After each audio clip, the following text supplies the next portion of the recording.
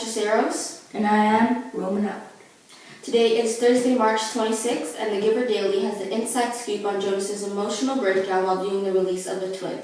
On today's show, we are live in the annex with Jonas and The Giver.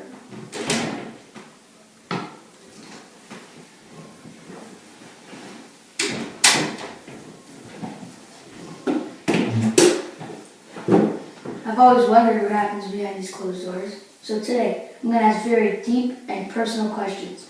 Jonas, tell me when it gets a little bit too much to handle for you.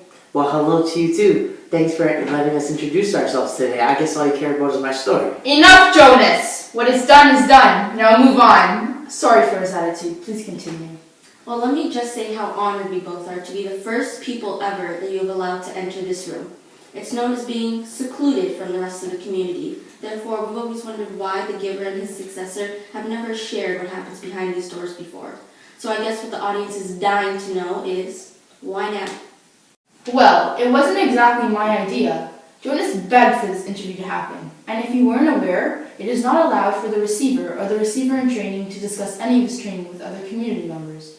But after I saw how torn up Jonas was about this event, I decided that it was able for him to discuss it with somebody other than me. Jonas, can you describe what happens in this specific event for us? Well, it started off as a regular day. We talked a little about release and how my father was going to release a twin. The Giver informed me that if I wanted to, I could watch the video. I soon after said yes, not knowing what I got myself into. It started off with my father weighing both of the twins. He wanted to know which one was smaller, then he would soon after release him. After a while, I made little comments to the Giver, but he kept telling me to be quiet and pay attention. After my father, he gave the larger child to his assistant, and he brought him back to the nurturing center. And the other twin? What happened? He rewrapped him in a blanket, and then he soon after got a needle from his cupboard and stabbed him right in the forehead. That sounds terrible. It must have been so hard for you to watch. Or it was. And that wasn't even the worst part. After a while, baby went limp. And then my father put him in a box and put a lid on him and put him in a chute, similar to the one that we have at school, meaning that he's meaningless and disposable. I then told him how I had to watch the release of the previous receiver.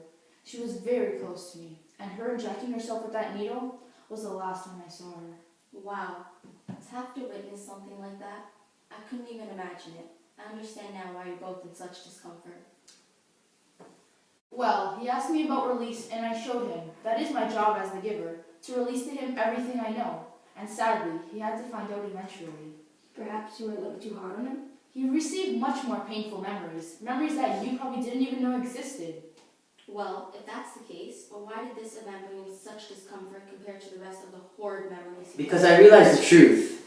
I realized that release just meant another word for killing. And that I thought that release meant to go elsewhere. It really means that we get killed. Well, sadly, that's how our community works. Interesting. I can never imagine watching something so disturbing. What were some thoughts that were going through your head at the time? I remember the first thing I said was, he killed it! And that my father just killed an innocent baby. And now my father's a murderer. And I couldn't even see his face that night, that I had to stay with the Giver. So why wouldn't you just go home that night? Because I couldn't bear to face my father. So are you never going to see him again? Not for now, but can we change the topic? This is just making me very uncomfortable. No, that's okay. This is all the time we had for today anyways. Thank you for your time. We wish you well and hope to see you Thank you for this again. interview. Have a great day. Back to you, Jeff.